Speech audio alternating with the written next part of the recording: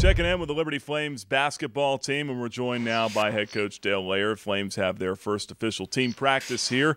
And, Coach, it's getting to be that time of year. I know there's a lot of excitement, a lot of new faces here on the roster. What do you want to get accomplished here in this first practice? Not get anybody hurt, number one. It's always fun to get started. We like our team. We like the new faces. We got a good nucleus back, and we've been doing a lot of workouts. We had boot camp. We had 9 individual workouts. So we've had a lot going on here in the fall. But it's always good to put on your practice gear and get going. You returned 3 starters, Gielo, Smith, Reddick. That's certainly good to have back, as you said, the core nucleus there. But, again, lots of new faces on the roster. What do you make of this bunch so far in the limited amount of time that you've had to work with them? Well, we're undefeated. So that's a good start. Great start. We can keep that for another 2 or 3 months. It'd be great, huh? Yeah, it's always a good time of the year because everybody feels good. You haven't gone through much adversity, so you don't know how you'll handle adversity. But the adversity we've had has been really tough workouts and in boot camp. So the guys have handled that really well, and it's nice to move to the next chapter, which is the official practice, and to have those guys come back. The nucleus gives us guys who know what to do, and they can kind of hold some people's hands as they need it, go through some of this. But they've been having great spirits. They're working hard, and we're excited for the next part of our year. I was just getting ready to ask you that about the leadership with the older guys coming back. Have you seen Tomas and Drew and those guys kind of step up and be those leaders so far?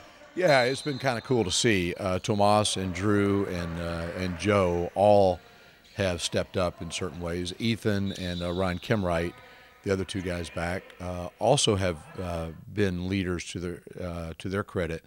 So it's been kind of neat. Sometimes when you have seniors, they either lead or don't lead, but once they leave, guys can kind of rise up and assume a different kind of role, and it's nice to see the growth in some of our guys are returning. I think we really saw Drew take a next step last year and really kind of elevated his game. We saw him on SportsCenter a lot, but then there were other little – Elevated would be the right word. Yeah, elevate and celebrate, no doubt about that. There you go. But we saw him on SportsCenter for a lot of those dynamic dunks, but there were a lot of other things that he did that didn't show up in the stat sheet. How impressed were you with him last year, and how much are you going to need him to do that even more this year? He's always been a little bit of a slow starter each year, and he's always come on like gangbusters at the end. We wanted to be that gangbuster at the beginning, and even more so at the end. His game has dramatically improved. His skill set has developed each year. And you're right, he did take a big step, but I think there's another step or 2 for him to kind of push through and be the guy that God made him to be. Yeah, sure will. Sure will be exciting to see that happen. You mentioned Ryan Kimwright as well.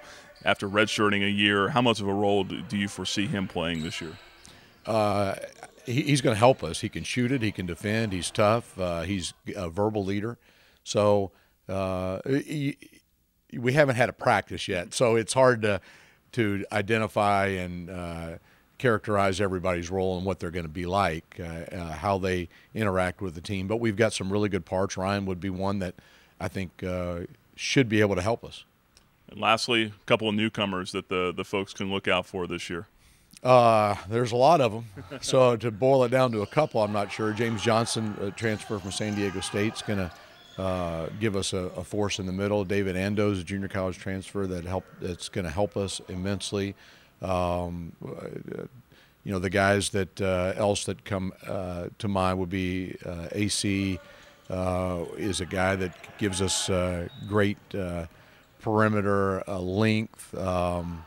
We've got guys almost every position that you can say, AC Reed's going to be good. And then you look at, we've got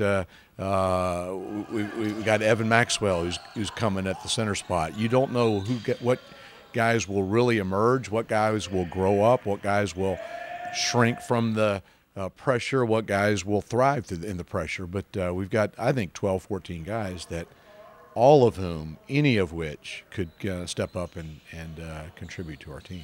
Last thing, maybe the hardest question. Who you got in the football game this weekend? The Flames, what do you mean? Well, what's the final score, I mean? Oh, okay. Like that was an easy one. I do know Coach Rocco, and he's a friend of mine, but it's the Flames all the way. I think it's going to be a really good game. 23-10. Okay. A little bit of a How about defensive yourself? battle. I'm going to go a little high scoring. 38-28 Flames. Wow, okay. Good. We'll see. Coach, appreciate the time, and wish you the best of luck here coming up in preseason. Thank you, Nick. It's the head coach of the Liberty men's basketball team, Dale Layer, with us. You can follow the Flames right here at libertyflames.com. For the Liberty Flames Sports Network, I'm Nick Pierce.